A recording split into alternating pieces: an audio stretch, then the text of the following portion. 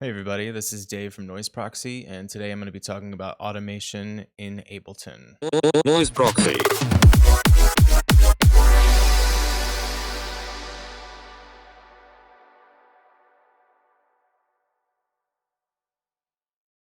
Okay, let's first talk about what automation is. Um, in so many words, it is the ability to automatically change parameters while a track is playing without you having to manually enter it live. Um, which,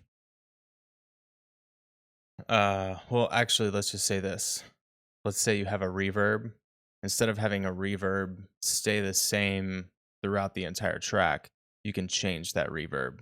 You can change the filter. You can change the delay. You can change the volume of a track um, without having it stay the same through the whole track or add multiple tracks. So hopefully that makes sense. Uh, anything or almost anything can be automated within Ableton. Um, whether that's volume, panning, muting and unmuting, um, the return tracks, tempo, any like parameter within a plugin or a VST or an audio effect, an instrument, um, dry wet, drive, filter frequencies, attack delay, sustain release, that kind of stuff. When I say almost, I mean almost everything. There will be very few times where you run into something where it can't be automated, which is cool. So, how you get into automation in Ableton is just by hitting the A key. There's also this button right up here that you can click and it will do the same thing, but that's the keyboard shortcut. Also, you want to have this highlighted because otherwise the automation won't work. This is the automation arm. So it's like recording, but this just makes the automation work. So you can manually enter automation. So if I go into automation mode here, and I'll just zoom in on this. This is just like a a break loop here.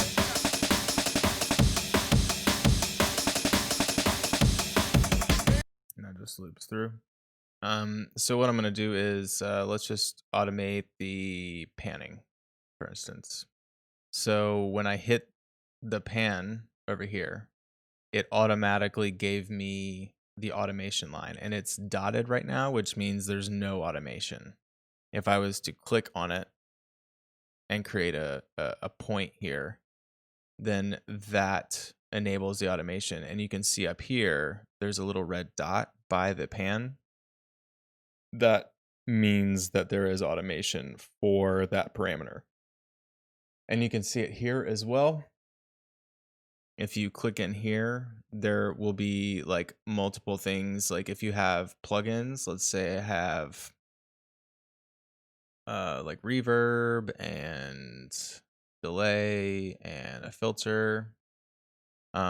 Now those will all show up here, and only the mixer has a red dot by it because that's the only thing being automated so far. And if you have that selected, then you go down here and you can automate on and off or the mute, track panning, track volume, and reverb and delay. Okay, these are just the sends. So anyways, so let's say I put a point right here, and it's cool. Like right here, it gives you the actual value of the parameter. It'll so you can keep track of that while you're messing around with it. So you can see it changing as I go up and down. Useful tip: if you hold Shift, you can do smaller increments. So let's say you're doing something that has like a large value or a large minimum and maximum value, you can be a little bit more, you can kind of pinpoint what you need. Um, if you hold command, that will get rid of the grid. So you can be a little bit more, not precise. Uh, you can be, I guess, less precise. But if you aren't holding control, it will snap to grid. So let's say I want to, the first bar, I want to go all the way to the right. Second bar, I want to go all the way to the left. And then I want to come back to center on the fourth bar. So now we just have this, this whatever shape you want to call it. If you hold Alt, let's say you can see this too. As I hover over things, they will highlight in blue in different ways. So like if I go right on here, I can create a point, and then I can unclick it as well. If I come off the line just a little bit, I can highlight the whole line and move it side to side and up and down, and that will change points. If you go over a point, it will overwrite it. And then while I'm hovering over this, if I hold Option or Alt, you can see that there's like a little curve in that next to my cursor. It changes the cursor. That gives me the option to add a curve. So I'm going to get rid of that curve, but I'm going to add a curve here. Whoops.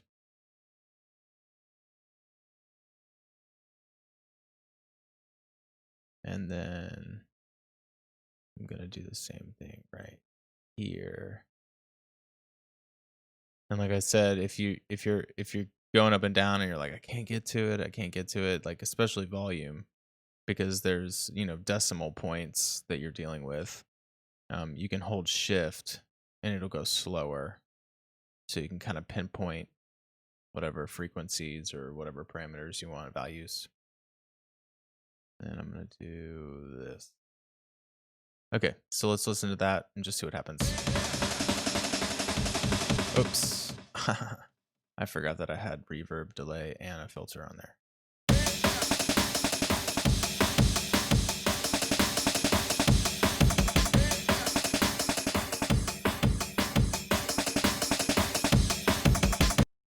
Cool.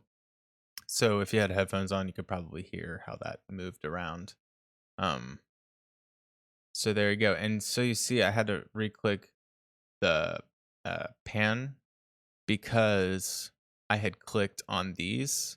So like I said, you can turn on and off anything really. So when I, bypass, dry, wet, that kind of thing. So when I clicked on this on off button, it gave me the off parameter. Now that it's not automated yet because it's still a dotted line or a dashed line. But if I click on it, now it's automated.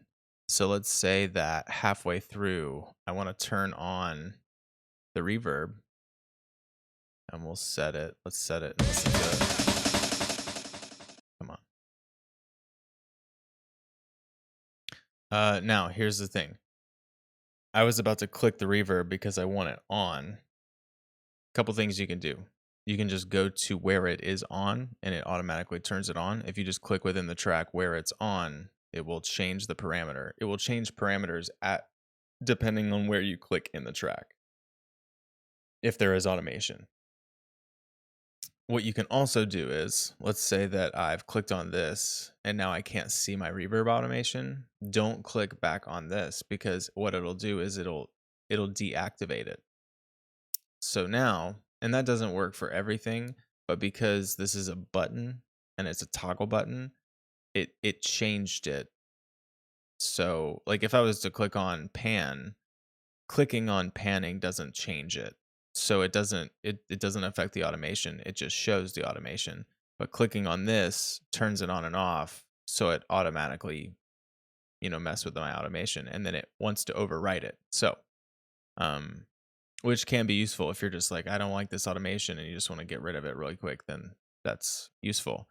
But what you can do is you can right click on that parameter and you can show automation in new lane, which we'll talk about, re-enable automation. So that just re-enabled it, or delete automation.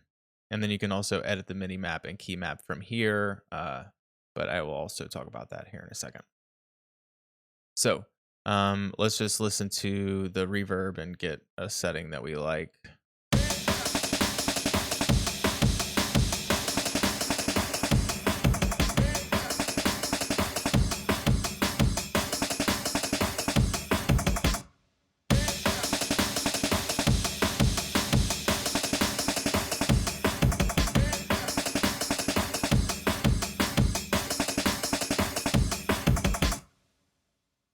Remember, you can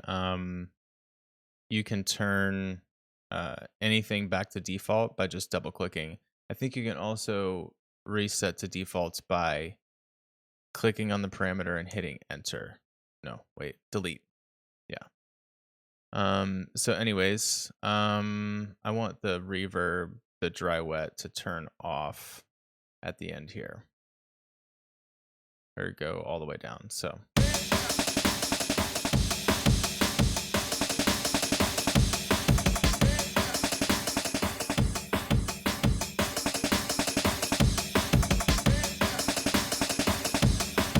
yeah, so we just made it a little bigger. And then we can add delay. Let's make it dry wet, or make it all the way dry wet. And the feedback, let's do something weird with it.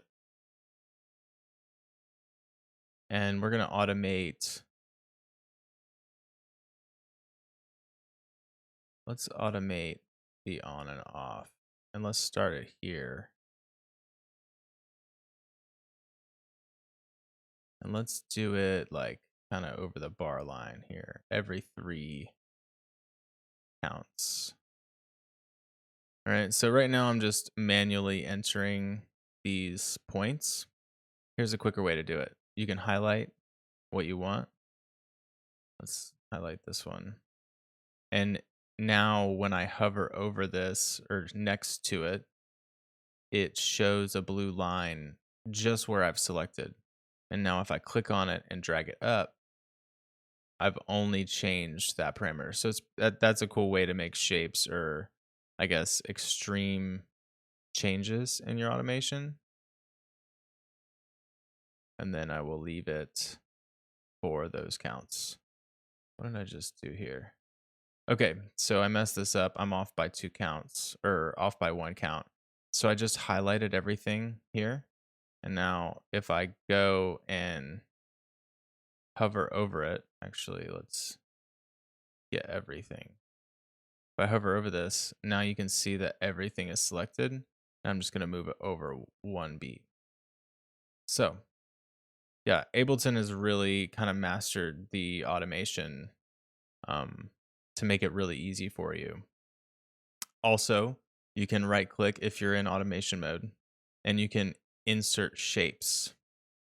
Okay, so if I have like, I'm going to go back here. If I have this selected right here, select an area, right click, and insert shape. Now, because we're doing on off, this is the only thing that's available. If I was doing, pan, then I have all these shapes available. And that's really quick. If you know that, if the shape that you want is available, you can do really quick work. So let's hear what this sounds like with this enabled. So instead of clicking on it, because I want to see it, I'm just going to right click and show automation. Here's the other thing you can do. I'm in this parameter. I'm just going to add this little plus button. I'm going to hit this plus button right here. And I just made a new lane for it, so I can see this all the time now. And I can go down and let's say that I want, let's show this automation as well. Let's just add this to a new lane. So this is the add to new lane button. Okay, so now I see all of them, and I'm going to, I hit the H key so I could get the height, the vertical space the right way. And if you hit that, it'll toggle between like what you've been doing. Also, what is it? I think it's Command Option U. Nope. Option U will toggle between collapsing and opening your tracks like this. So that's kind of helpful. Anyways, let's listen to this. And let's look at the panning as well. So we see everything now, and let's add a new lane for it and make it so we can see everything. W will fix the width to the size of the arrangement window.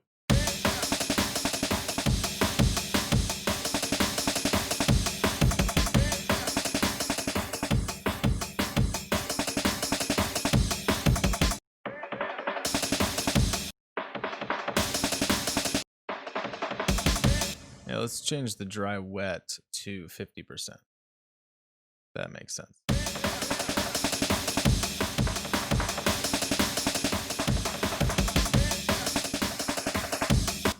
All right, and let's automate some auto filter real quick.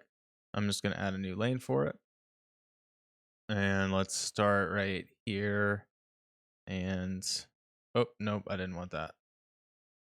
So I can just select this. You can go in here and you can right click and do delete automation, or you can just select in an automation lane and delete it. Delete all the points. Well, I guess for on and off, it doesn't want to do that. Let's delete that point. Yeah, it ends up, okay, yeah, finally I deleted all the points. All right, I just want to change the frequency. So what just happened? Oh, so I created a new lane. Let's get rid of that. And let's delete automation. Sorry if I'm going too quick for you. So I just clicked on filter frequency. Now I have that here. I can create a new lane, or I can just do this here because we're in automation mode. And I'm going to create a curve for 2 bars, just holding Alt and creating that curve.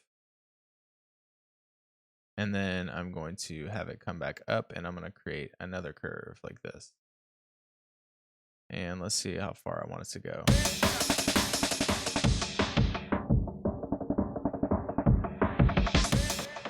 Let's go back and let's make this a little less serious.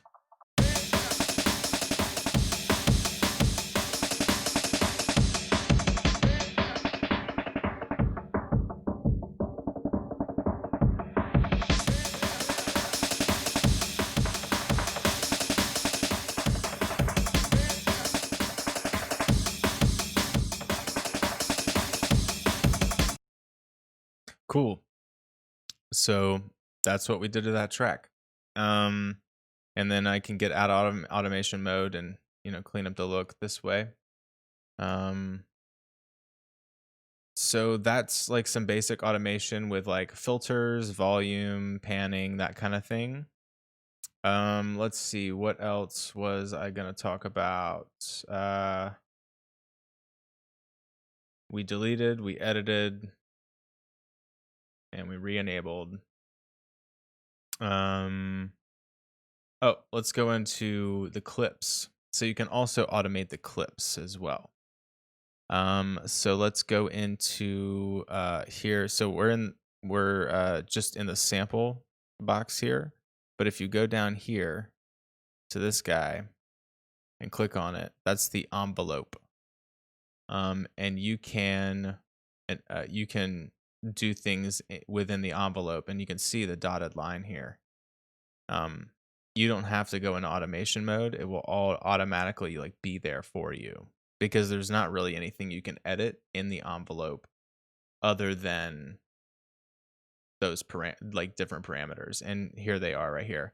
So you can automate things within the clip, reverb, delay, auto filter. So you can have clips on their own that are automated without adjusting the automation within the arrangement window itself or the track itself. So if you have multiple clips, they can all be automated differently within the clip, which can be helpful. Let's see here.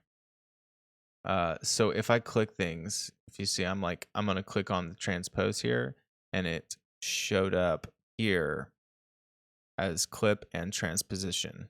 So I can click on the envelope box, and then it gives me the automation. So I can automate the transposition of this. Let's do this. Make it interesting. Wait, we're looped right now. So let's unloop this. So I'm just going to hit Command E or Control E on Windows. And I'm going to cut this. So this is its own clip. And so now I'm going to automate this transposition just on the last 4 bars. Here we go. Let's see what this sounds like.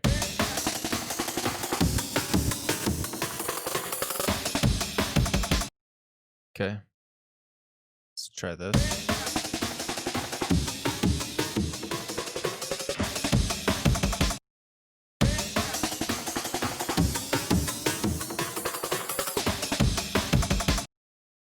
Sometimes you gotta work with it.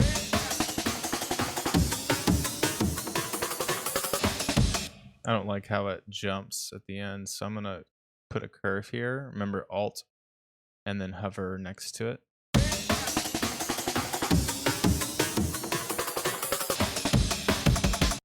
Yeah, cool. That works for me. You could also just like cut this last bar probably, and it would work a little bit better that way. Let's make a little curve. Gosh, keep hitting the wrong button.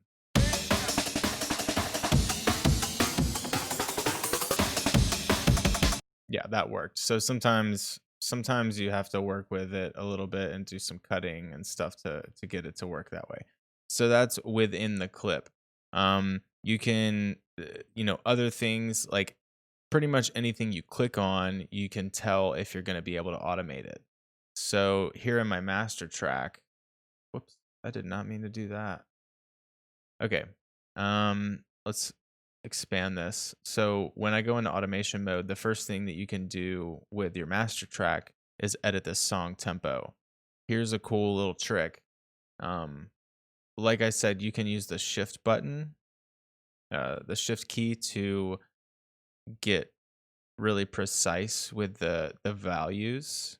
If I was just to do this, it would be really hard to pinpoint like, whole integers, I guess, especially if you're dealing with like a large, let's say this, especially if your track is smaller like this. If you don't have it opened up, it's just harder to get what you want exactly.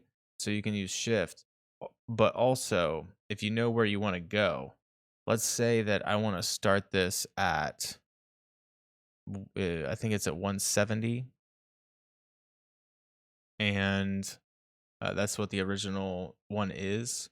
And then I want to slow it down to like 140 and then go back up to 170. So I know that the highest value is 170. So I'm going to click on here, right here. This is the minimum value and the maximum value. And then the lowest I'm going to go is 140. So now all I have to do is go to the top. It just changed the minimum and the maximum in the window. And I'm going to go all the way down here and then back up. And then when I change this to something else, these values will remain the same.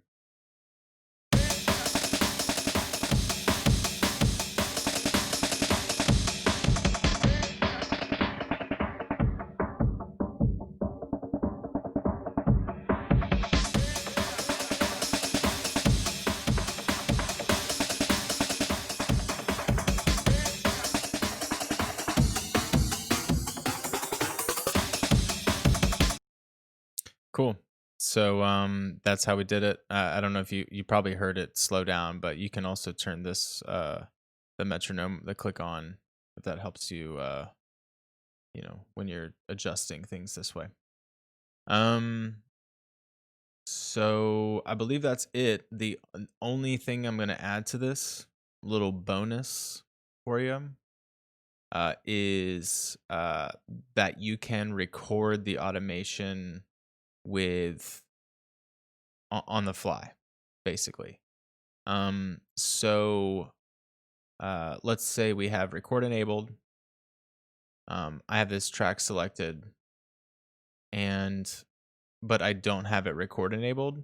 There's no input anyways right now, but I don't have it record enabled. I'm gonna turn automation on, and then I'm gonna just hit volume, and now I have this ready to go. I'm gonna hit the space bar to record, and I'm going to mess with the volume as it's recording.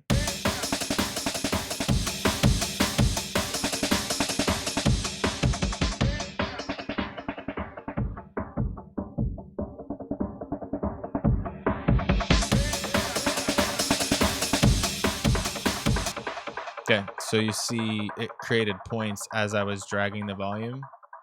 So that's just it's just recording automation. So I'm gonna delete this. Whoop. Yeah, well, okay. Delete automation.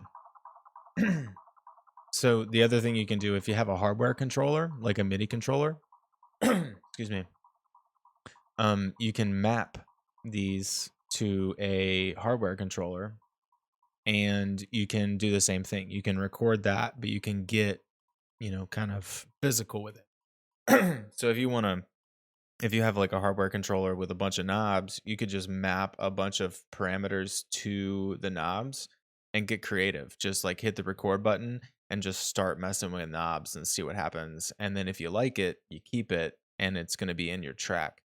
So I'm going to hit Command M, and when you open that up, all this purple shows up, like my hair. And if you click on it, like the volume, it's ready to go. So I clicked on the volume. You can't really see much happening. Well, I guess you see there's like a little box that showed up. Yeah. There's like a little box that showed up around it, like a dark box. So you can tell that it's ready to go. And now I'm just going to twist a knob. And up here, it showed up with the CC number of the controller knob that I'm using, the channel, the path, which is audio mixer, which you see over here, and then track volume. And it has a minimum and a maximum. So what I usually do is like, I don't want this track to go over -10 decibels right now. And then we'll leave the minimum at negative infinity. If you left it at +6, then you have to be really careful with your knob. But if you know like what the maximum is or the minimum is, then you can do that. You can also right click here and invert the range. So when you turn the knob down, it'll go up, and when you turn it up, it'll go down. So, but I wanted to do that. So I'm just gonna hit record. Oops. Command M to get out of MIDI mapping. And I don't have to hit anything now. I don't have to hit a parameter because it's already mapped. So all I have to do is know where I'm starting and then just hit record.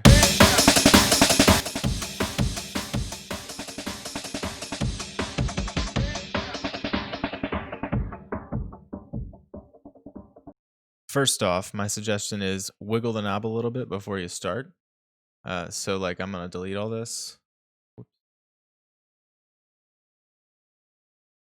No Siri. Okay, can I just delete the automation, please? Thank you. Okay. So now it's at -24. I'm just going to wiggle the knob to get it up to the maximum value where I want it to start. That's a suggestion. Also, go into preferences and go to link and MIDI. and I suggest using value scaling. It didn't really work the way I wanted to right there.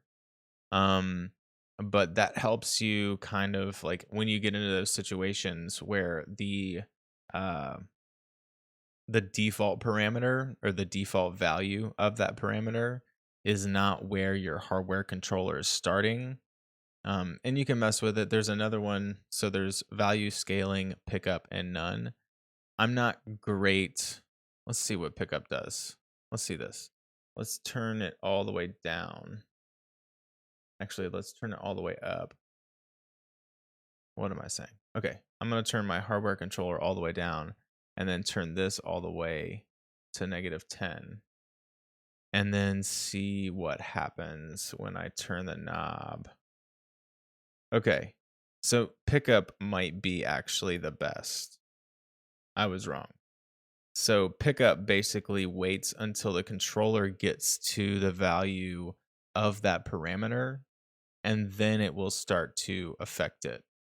Value scaling will immediately, well, it won't immediately grab it. It tries to, I think it tries to scale it so that it works smoothly.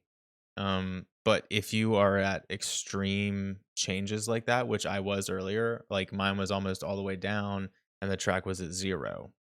So it tried to grab it, but it grabbed it halfway up and then there was like this huge dip. So I would definitely choose in this scenario, I would choose pickup.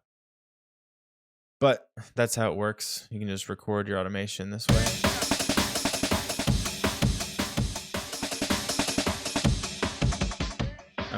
I'm just twisting knobs.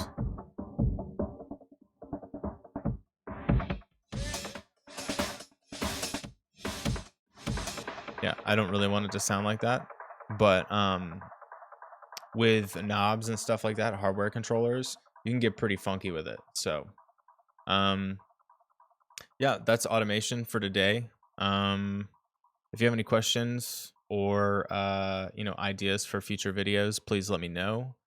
Um Try to check out my music. You can go to my website, and there it'll have like my music on there and some free stuff, like packs for Ableton and things like that. And then I also have a lesson page. Um, so hopefully this helped.